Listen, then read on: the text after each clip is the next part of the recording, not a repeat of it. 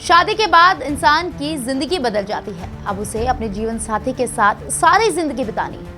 लेकिन जब किसी ने शादी ही इसलिए की हो कि उसे अपने जीवन साथी को ही ठिकाने लगाना हो, तो इसे आप क्या कहेंगे? यकीन करना कठिन है, लेकिन मध्य प्रदेश के इंदौर के कपल के साथ कुछ हुआ वो वाकई चौंकाने वाला है। राजा और सोनम दोनों के परिवारों की सहमति से 11 मई को दोनों की अरेंज मैरिज होती है। धूमधाम से सभी फंक्शन किए जाते हैं। दोनों फैमिलियां बहुत खुश थी, लेकिन उन्हें इस बात का जरा भी आभास नहीं था कि शादी के महीने भर के अंदर ही उनके ऊपर जो कुछ बीतने वाला है वो जिंदगी भर वो भूल नहीं पाएंगे।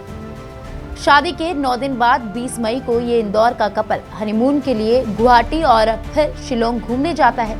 राजा जल्दी हनीमून पर जाने के पक्ष में नहीं था, लेकिन सोनम ने इस ट्रिप के टिकट कराकर उसे मना लिया। फिर 22 मई तक दोनों परिवारों की अपने बच्चों से बातचीत होती रही, लेकिन इसके बाद राजा का फोन अचानक बंद हो जाता है और वहीं सोनम भी लापता हो जाती है। पुलिस को सूचना मिलती है और फिर शुरू होती है जांच।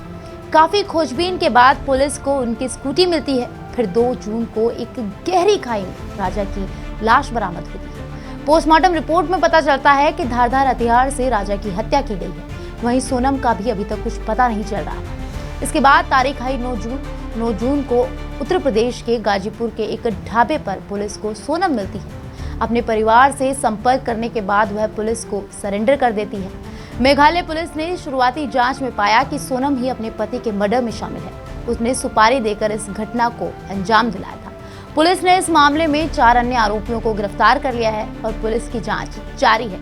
जल्द ही इस मर्डर मिस्ट्री का खुलासा हो जाएगा और इस मर्डर मिस्ट्री में एक गिरफ्तारी जो हुई है वो सोनम के पिता के फैक्ट्री में काम करने वाले राज की है, जो सोनम का बॉयफ्रेंड बताया जा रहा है। इंदौर के राजा मर्डर केस में मृतक की पत्नी का इन्वॉल्वमेंट सामने आ रहा है। पूरी सच्चाई हत्याकांड के खुलासे के बाद सामने आएगी, लेकिन ये सच तो सबको नजर आ रहा है कि शादी जैसे पवित्र बंधन में यदि विश्वास नाम का गहना नहीं है तो इसके घातक परिणाम देखने को मिलते हैं।